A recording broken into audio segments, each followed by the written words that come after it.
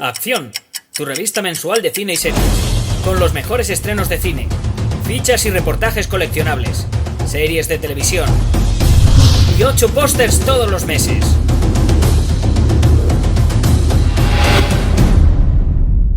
Búscala en tu kiosco. Muy buenas amigos y seguidores del canal de Acción Cine. Pues un día más, una nueva videocrítica, un nuevo vídeo a la carta. En este caso nos la ha pedido nuestro buen amigo Fernando. Como siempre, vamos a empezar dándole las gracias a Fernando por varios motivos. Este es nuestro ritual básico de apertura y con ello empezamos. Lo primero, lo más importante, gracias por haber confiado en la revista Acción para hacer este vídeo.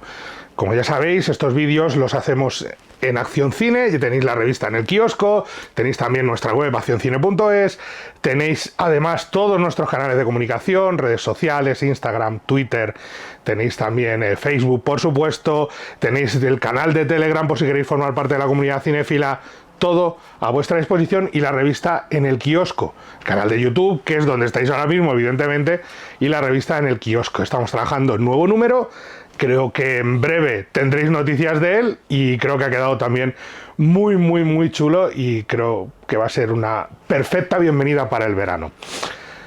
Gracias, Fernando, por habernos pedido este vídeo a la revista Acción y, por supuesto, en segundo lugar, gracias por confiar en mí, gracias por haberme pedido a mí este vídeo en particular. Nos encargamos de los vídeos varios en la redacción, es una tarea a la que le ponemos mucho empeño y si llevamos tanto retraso muchas veces es porque no nos gusta hacer los vídeos a la ligera. A mí, y sé que a mis compañeros nos gusta currárnoslos, hay también que estar pendiente de todo lo demás, pero sobre todo hay que ver la película, estudiarla, analizarla a fondo para poder desgranarla con vosotros. Cada uno a nuestra forma, a nuestro modo de entender, pero para poder hacer eso necesitamos currárnoslo y por eso te doy las gracias, Fernando, por tu paciencia y por estar aquí una vez más pidiéndonos un vídeo. Y por supuesto, te voy a dar las gracias por hacerme ver una película. Llevaba tiempo sin verla. En este caso la tenéis en plataforma, pero solamente en una, que es... ahí no me acuerdo ahora mismo cuál. Acaba de salir a la venta en Blu-ray y en DVD de nuevo. No es complicado de conseguirla. Podéis ver la película tranquilamente. Es una película que tuvo un remake norteamericano encargado en parte por el mismo director y que era prácticamente un calco plano por plano de la película original, aunque con algunos cambios que creo que fueron muy importantes y que por los que esta película es mejor. Y sobre todo es una película que remueve cosas. No te deja indiferente. Tú la estás viendo y hay algo dentro que se te remueve, que te causa malestar. Es algo muy común con su director. No me parece la mejor película de su director, y así os lo digo de calle. Creo que tiene películas mejores, películas que me gustan más y películas mejores, de verdad, de corazón, pero me parece una muy buena película. Me parece una película muy sólida y me parece que cumple con su cometido, aunque a mí haya ciertas cosas que no me gusten. No que no sean buenas. Y aquí os lo dejo muy claro. Hay cosas que no me gustan como espectador, porque no creo que sea un acierto, pero que funcionan dentro de la película. Es una película muy particular y si la miras desde fuera y solo lees la sinopsis, crees que ya la has visto. Cuando empiezas a verla es cuando las cosas empiezan a cambiar. Empiezan a cambiar bastante. Y empiezan a someterse a unas reglas que impone el director, que son muy particulares, tanto narrativas como argumentales, y que hacen que cambie todo por completo nuestra perspectiva de la propia película, de la historia y de lo que nos quiere contar. Mucha gente la engloba en el género de terror, y es verdad que tiene un aspecto de terror, de película de home invasion, de personas que entran en tu casa a destrozarte la vida.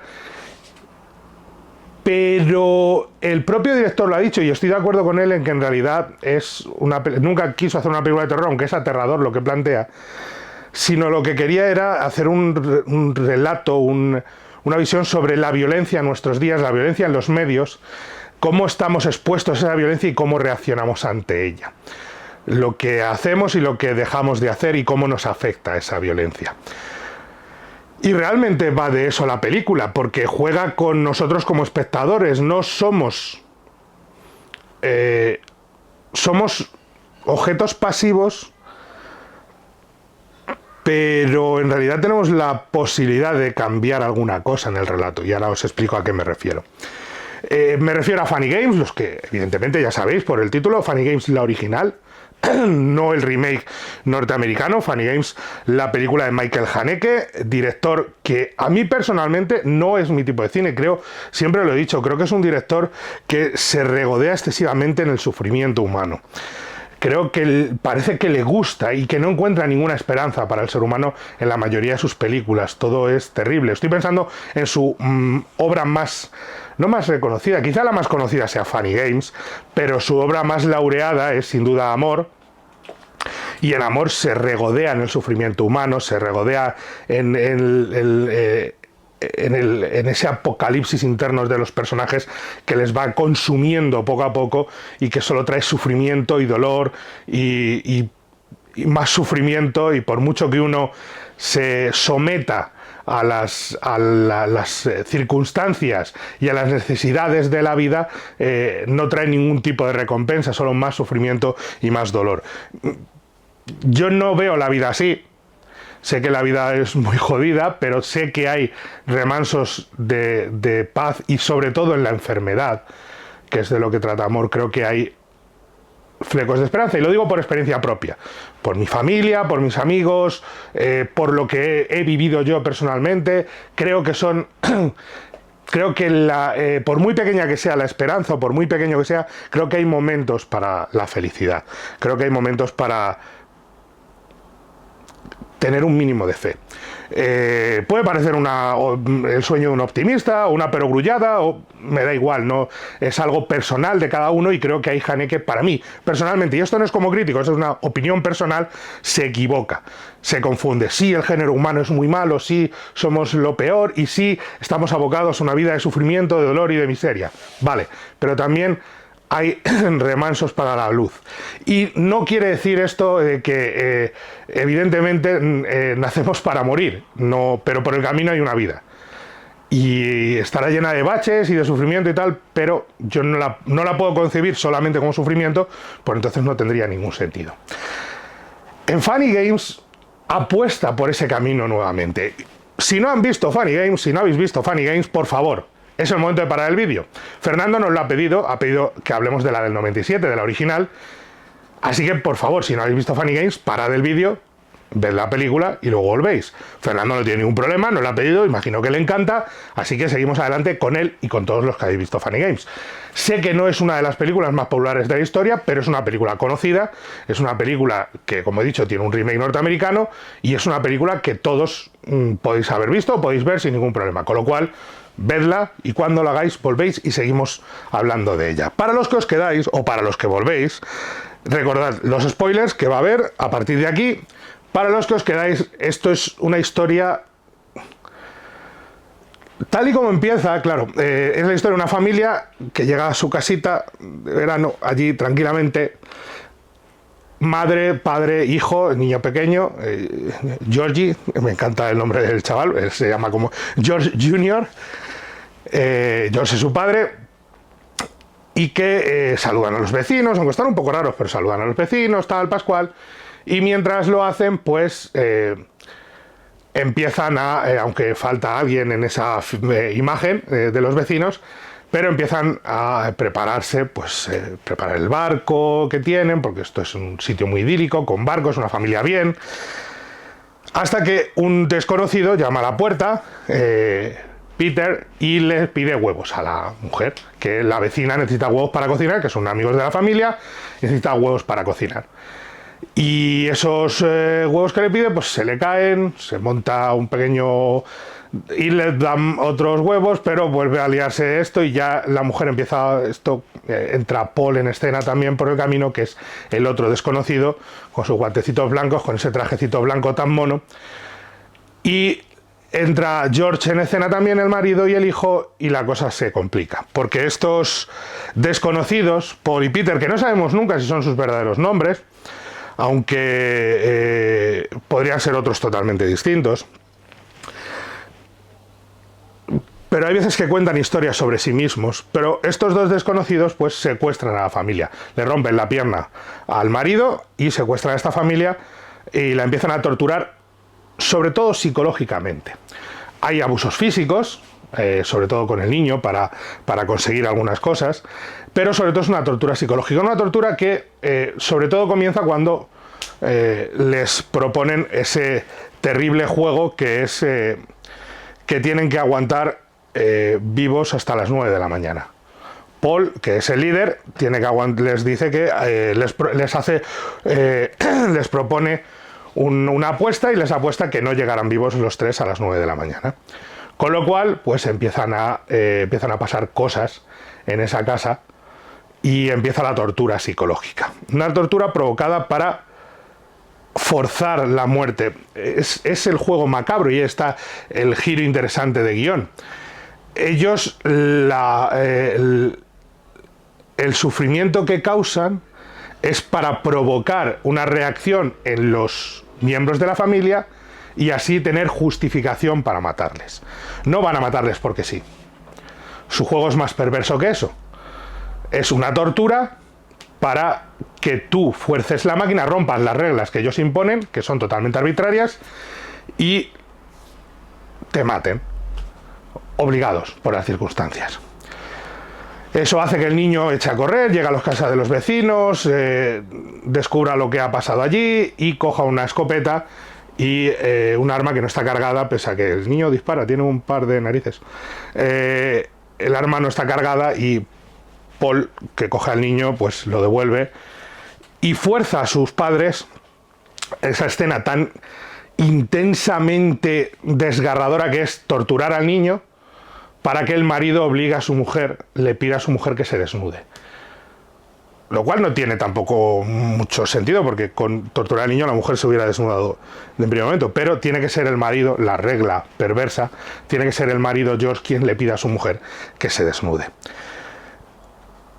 Cosa que acaba haciendo es simplemente para mirar, porque tienen traumitas encima. Lo que provoca que acaba el niño intentando escapar, acaban matando al niño, la familia acaba desgarrada, los padres acaban desgarrados, pero porque ellos se van, después de matar al niño, hace esa marcha y porque Peter dispara demasiado rápido al niño, cosa que entre comillas rompe las reglas y entonces se marchan. Lo cual hace que George, por un lado, intente arreglar el teléfono y su mujer intente escapar y buscar ayuda, pedir ayuda para que les manden a la policía, para que les rescaten, por lo menos para un coche que les lleve a algún lado. Con la mala suerte de que el teléfono, aunque lo arreglan, parece que no consiguen llamar como deben, porque no lo arreglan del todo, y con la mala suerte de que el coche que le hace caso es justo el de estos dos valientes, Paul y Peter, que devuelven a la mujer a la casa para el juego final, lo cual hace que, rompiendo las reglas y todo eso, pues evidentemente van a matarles. Pero hay un arrebato de valentía o de fuerza, de descaro, de inteligencia que lleva a Anne, a la mujer, a coger la escopeta, matar a Peter, al más débil de los dos, y luego Paul pues hace algo que es donde empieza la ruptura y es donde empieza la ciencia ficción. Durante todo este relato de la película, de vez en cuando Paul ha roto la cuarta pared, desde el principio. Mira a cámara, cuando se encuentra con la familia, mira a cámara y sonríe. Al final de la película también lo hace. Rompe la cuarta pared a menudo. Ese momento en el que nos dice a la cara: habéis tenido suficiente, es el momento en el que el público tiene la opción de decir: sí, he tenido suficiente, me levanto y me voy. Te lo está diciendo y no te estaría culpando. Te dice: ¿has tenido suficiente? Te lo mira a la cara, rompe la cuarta pared. No habla con los personajes, habla contigo, como espectador. Con todo lo que has visto, ¿has tenido suficiente? ¿O quieres seguir sufriendo? ¿Quieres seguir disfrutando? Nos convierte en lo que luego pervertiría el género, lo que se llama el torture porn, que posteriormente explotaría gente como Eli Roth. Aquí lo que hace es plantar un poco la semilla, pero lo hace de una forma muy inteligente. La violencia, casi toda, si os dais cuenta, es fuera de cámara. No vemos cómo torturan a Georgie, le oímos gritar y vemos la reacción en el padre. No vemos cómo matan a Georgie, no vemos cómo matan al niño. Vemos luego la tele, lo que ha pasado en la tele. En la pantalla vemos los restos de sangre. ¿Hemos tenido suficiente? Nos da la oportunidad de levantarnos y irnos y decir, yo sí he tenido suficiente, ya se acabó. No soporto más, pero somos voyeurs, somos observadores y queremos participar de ello, queremos saber dónde lleva el relato hasta el final. Evidentemente, cuando el disparo acaba con uno de ellos, nos alegramos y pensamos que hay una pequeña esperanza, una salvación, pero Haneke sabe que no hay esperanza, no hay salvación y nos va a torturar un poquito más con ello. Y sabe perfectamente que nosotros como espectadores queremos más. Y quiere mostrarnos las consecuencias de esa violencia. Como espectadores quiere mostrarnos que al no habernos levantado y marchado, este tipo encuentra el mando a distancia del vídeo y rebobina la película. La propia película para y rebobina, evitando la muerte de su compañero, cogiendo la escopeta, matando al marido y llevándose a esta mujer a navegar, lo que nos lleva a ella a las 8 de la mañana tirarla por la borda, para que sea atada de pies y manos, para que se ahogue y muera, ganando la apuesta. Antes de las 9 estarán todos muertos. Y además llegando a la casa de los amigos, llegando a la casa salían para navegar, llegando a la casa de estos señores, y cuando entran a pedir huevos, Paul mira otra vez a cámara y nos sonríe, dejándonos muy claro que lo van a seguir haciendo. La violencia va a seguir repitiéndose, la violencia es muy difícil acabar con ella. Es el mensaje de la película. La violencia, si no la cortamos, pero es que nos lo dice. ¿Habéis tenido suficiente? Y vosotros habéis tenido suficiente, nos mira, nos culpa. Somos culpables por seguir viendo, por seguir mirando. Es una película muy dura en lo psicológico. Repito, la violencia sucede gran parte fuera de cámara. De hecho, el mayor momento de violencia que sucede delante de cámara, para mí, de nuevo, es la muerte de Peter. Cuando Ana coge la escopeta y revienta a Peter contra la pared. Le pega un escopetazo y se lo carga. Perfecto. Eso se ve gráficamente. Porque nosotros necesitamos ver esa descarga de violencia. Necesitamos sentir que hay un mínimo de esperanza, que pueden escapar, que esta mujer ha conseguido los arrestos necesarios para enfrentarse a ello y derrotar a este mal en estado puro que son estos dos personajes, Paul y Peter, tan perversos y tan locos. Pero tiene ese punto de ciencia ficción del rebobinado, que es cuando el director dice, perfecto, ahora me voy a sacar de la manga este as, no sabes por qué, no te lo he explicado nunca, no te voy a poner, y ahí es cuando a mí, como espectador, digo, no me estás tomando el pelo. Sé la intención, entiendo la intención, que es no puedes escapar de la violencia, no puedes escapar, no hay escapatoria. La escapatoria era cuando te han dicho levántate y vete.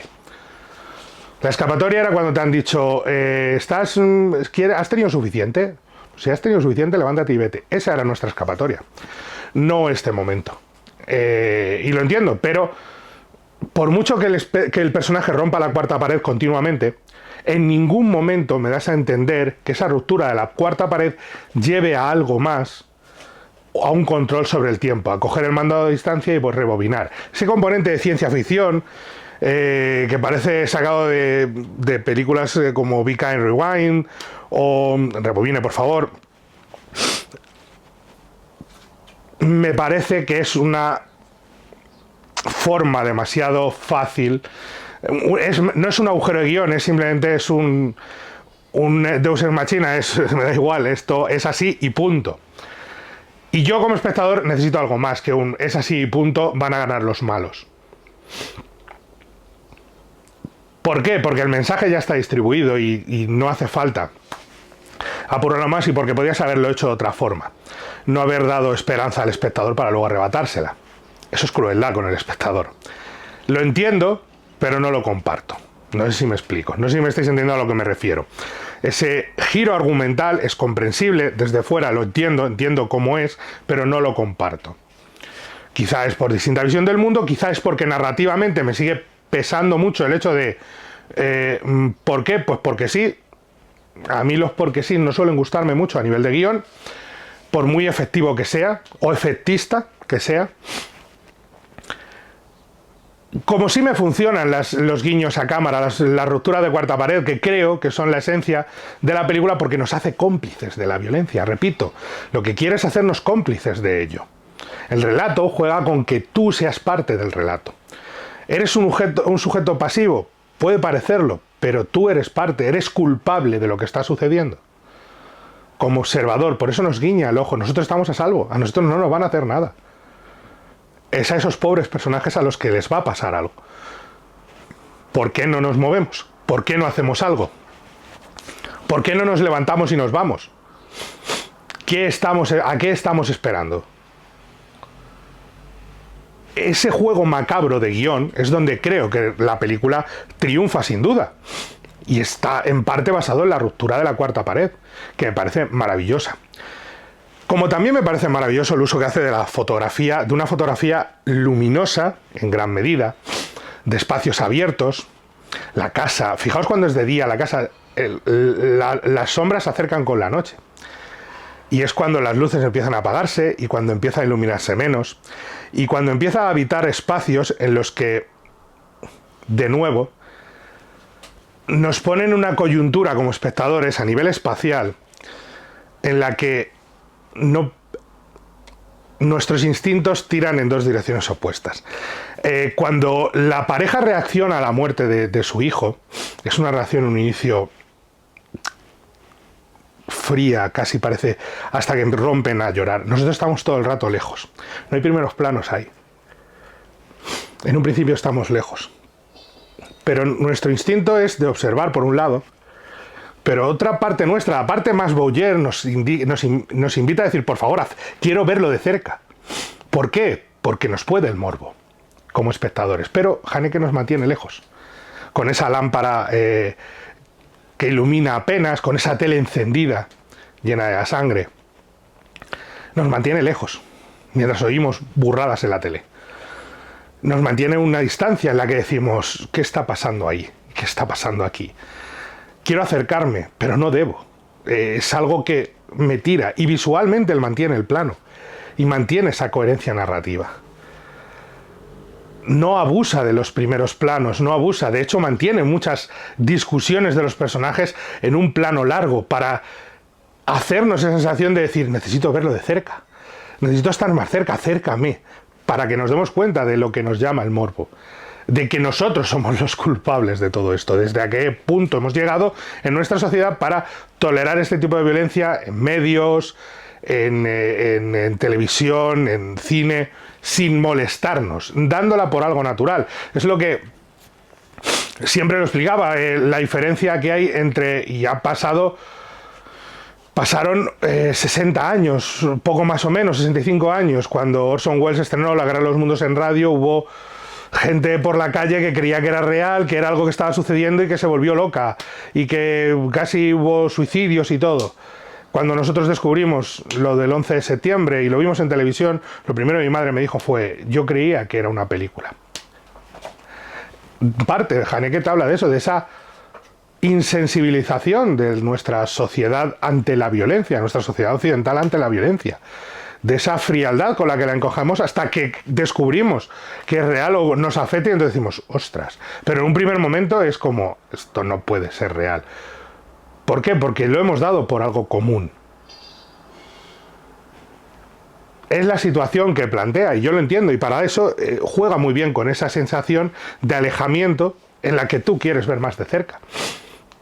Nunca vemos cómo se desnuda ella, vemos cómo se quita la ropa, pero no la vemos desnuda. Vemos la reacción en el marido. La reacción en George, ahí lo vemos. Como él está sufriendo por lo que está obligando a hacer a su mujer y se siente mal, se siente sucio y lo vemos en el actor reflejado. Y lo vemos en el espacio reflejado, pero a ella no la vemos. Es incómodo para todos, menos para Paul, que es un psicópata. ¿Realmente Paul es una persona real?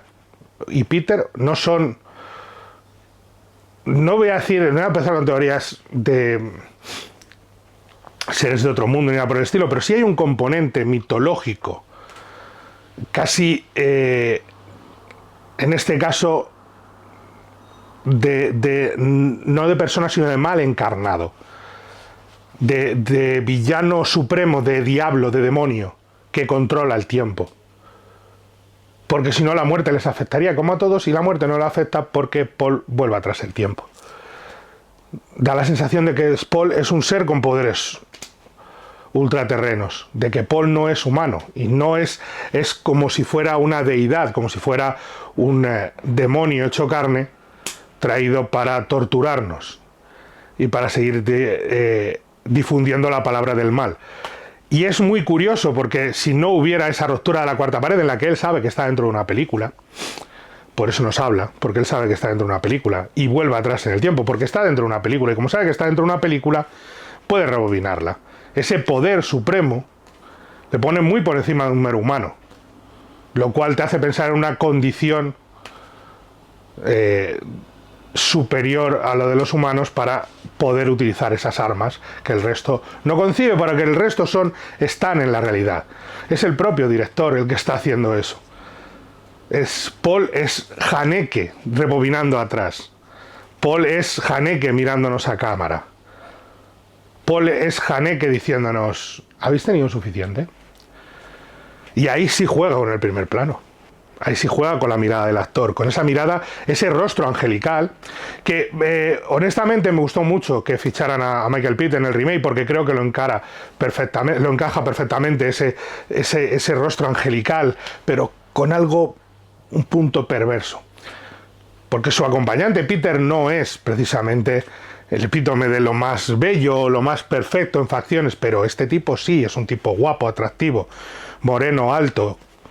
Y resulta que esa mirada de perfección física, resulta que se esconde un monstruo, el mayor de los monstruos. Y ahí sí juega con los primeros planos, ahí sí juega con mostrarnos lo que hay detrás de esa mirada, lo que hay detrás de esa persona. Es fascinante cómo mueve ese tipo de cosas, y cómo mueve la fotografía de la luminiscencia inicial con esos tonos fríos. Fijaos que los colores son muy, muy, muy fríos, muy neutros, blancos como lo que visten ellos, tonos crema, tonos pastel, grises. No hay color, apenas hay color fuerte. El verde de los árboles, evidentemente, es inevitable, o el azul del agua, pero dentro de la casa, fijaos qué pocos elementos de un color fuerte, distintivo hay.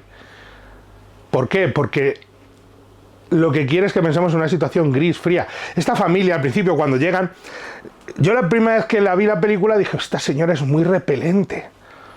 Es esta típica familia bien que dan un poquito de asco, un poquito de rabia, ¿no? Nos vamos a alegrar de lo que les pase. No tanto. Y juega con eso también. Y ahí, por cierto, hay que elogiar enormemente al reparto, empezando por Susan Lothar como Anna, que es ese reflejo. Y aquí creo que la película, evidentemente la película original, por mucho que sea Naomi Watts en la versión americana, gana. ¿Por qué? Porque Naomi Watts es una mujer preciosa, increíble, y esta es una señora que desde el principio dices: no, por favor, que no le pase nada. Somos así de básicos, entendámoslo. Esta mujer no es la más guapa precisamente, ni la más atractiva, ni la más agradable, de cómo se comporta. Ahora nos ayudaréis a bajar el barco y demás, y tú, señora repelente, por Dios. Claro que juega con eso, y juega con mostrárnoslo para que digamos: esta mujer. Y aquí gana Susan Lothar, evidentemente. Igual que gana su marido, que es Ulrich Muge, que evidentemente es ese epítome de hombre pequeña cosa, medio calvo, así, que parece que es un poco pusilánime, al que evidentemente le van a superar por mucho que se ponga gallito. No te puedes poner fuera de mi casa, o la lías parda en ese momento, o te pasa lo que le pasa, evidentemente. Y evidentemente Frank Gehry como Peter está muy bien en ese papel perdido, en ese papel torturado, cuando el otro empieza a sacar las miserias del pasado de este personaje. Parecen miserias reales, pero es un personaje totalmente sometido a Paul. Paul gobierna y manda, y el otro está totalmente sometido a lo que le manda. Es un acólito. No pinta nada, no toma decisiones, simplemente es un brazo ejecutor, por así decirlo. Es un pobre hombre que está allí y que hace lo que le mandan, pero lo disfruta. lo disfrutas realmente. Es el final cuando tira a Ana al agua para que se ahogue y le dice el otro, pero ¿por qué? Si apenas son las 8, le quedaba casi una hora. Dice, ya, pero... y además tengo mucha hambre. Entonces yo también. Es ese tipo. Y está muy muy bien, pero claro, evidentemente es Arno Fritz el rey de la función, como Paul, como ese monstruo con rasgos angelicales, ese monstruo que nos obliga a seguir este camino de violencia, a ver esa tortura continua de esta familia y a jugar con las emociones de esta familia. Nosotros no somos parte de la familia, nosotros somos parte de los asaltantes. De ahí la ruptura de la cuarta pared. Es realmente brillante lo que plantea en ese sentido. Pero ese juego manipulador del final, yo no estoy de acuerdo con él. Hay otras formas de hacerlo, hay otras formas de evitar que eso suceda y hay otras formas de meterse en ese jardín y sacarte de la manga la ciencia ficción o lo sobrenatural o como quieras llamarlo. El mando a distancia a mí me sobra muchísimo en esta película. Y repito, creo que hay un punto casi de ligereza en lo que plantea, pese a la dureza de todo, hay un... En el comportamiento de ellos hay una... restarle importancia a lo que está sucediendo, que al final le resta importancia a lo que ha sucedido. No le restan méritos a la película en conjunto, pero sí que hace que esté más alejada de lo que podía haberse convertido. Repito, para mí Amor de Haneke es una obra maestra, aunque a mí no me guste. La cinta blanca es cojonuda. Mi favorita es Caché. ¿Por qué? Quizás porque la menos Haneke de Haneke, pero Caché me parece mejor película que esta.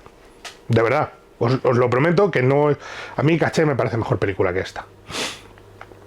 Me parece más redonda en todo lo que... Y Caché en el fondo es prima hermana de esta, con todo el tema de las cámaras de seguridad y de lo que vemos y no vemos y de la violencia y el acoso y demás, es prima hermana de esta. Pero Caché me parece más madura y esta me parece más inmadura. Creo que es una fantástica película igualmente, creo que es una película que merece estudio y que merece revisión y que merece verse de cuando en cuando para recordarnos nuestra propia naturaleza y para recordarnos lo bueno que es Haneke narrando, porque ahí está esa clave narrativa que es la que os he hablado, del uso de las distancias largas, de los planos largos y de mantener la cámara estática y de romper la cuarta pared y de jugar con esos planos cortos cuando se trata de Paul y de disfrutar de los actores que están magníficos, cómo se va deshaciendo poco a poco esa pareja, el momento cuando asumen la muerte de su hijo, que es ese grito desgarrador que surge poco a poco porque no llega de golpe, no es algo que no son capaces de aceptar la verdad hasta que la aceptan y entonces es cuando se rompen. Eso es maravilloso, como director es un punto brillante, es inteligente, es fantástico cómo mueve a los actores y narrativamente cómo crea ese espacio para ellos y para nosotros como espectadores para jugar con las emociones que os he dicho. Pero no es perfecta. Yo, en este caso, para mí es una película de 4 estrellas, Fernando. Creo que a Haneke todavía le faltaba un paso para la madurez, que fueron esas 3 películas que he mencionado, para mí, su salto a la madurez como director. Que esas, a mí Amor sí me parece una película de 5 estrellas y Caché casi 4,5, si no 5, pero esta se me quedan 4 estrellas más que merecidas. Me parece una fantástica película con esos peros que os he indicado, pero sin duda alguna una fantástica película, y repito, una película a revisar y a estudiar, a entender cómo es y cuánto es lo que nos han presentado y a lo que nos estamos enfrentando, porque de nuevo, no es nada sencillo de aceptar lo que plantea la película y como espectadores es algo que nos puede dejar un poquito descolocados y un poquito mareados incluso. Es una película incomodísima de ver. Como os decía, una película muy, muy, muy complicada de asimilar cuando entiendes realmente de lo que te está hablando. Es una película que te golpea directamente en la boca del estómago y así debe de ser. Y que no te deja tranquilo, no te deja respirar tranquilo. Lo cual creo que es bueno. Creo que cumple con lo que tiene que ser esta película porque es lo que propone el director. Pero tiene esos peros que ya os he comentado, y que en algunos momentos, por ejemplo, la escena en la noche con el coche viniendo hacia ella y demás, cuando llama y tal, es demasiado previsible, demasiado tópica. Demasiado sabes que van a ser ellos, los del coche. Sabes que va a optar por la peor opción, sabes que no van a hacer lo coherente, sabes que no van a rebelarse antes, sabes que... Y eso creo que son bazas que juegan en su contra. Por eso, para mí, película de 4 estrellas. Fernando, espero que hayas disfrutado de este vídeo, de verdad, de todo corazón, muchísimas gracias. Yo he disfrutado un montón volviendo a ver la película y encontrando esas pistas y ese hilo del que tirar para encontrar lo que realmente creo, según mi visión, quiere explorar el director y lo que nos quiere mostrar. Y de verdad que te agradezco de corazón enormemente que confíes en nosotros una vez más y que nos solicites estos vídeos. Y al resto, pues de verdad, recordad, tenéis todos los vídeos en el canal, tenéis también la revista en el kiosco, tenéis la web accioncine.es, todas nuestras redes sociales, nuestros medios de contacto, como siempre, like, suscribiros, nos contáis lo que queráis por aquí abajo, de verdad. Muchísimas gracias de nuevo un día más y nos vemos en la próxima. Adiós. Acción, tu revista mensual de cine y series, con los mejores estrenos de cine, fichas y reportajes coleccionables, series de televisión y 8 pósters todos los meses.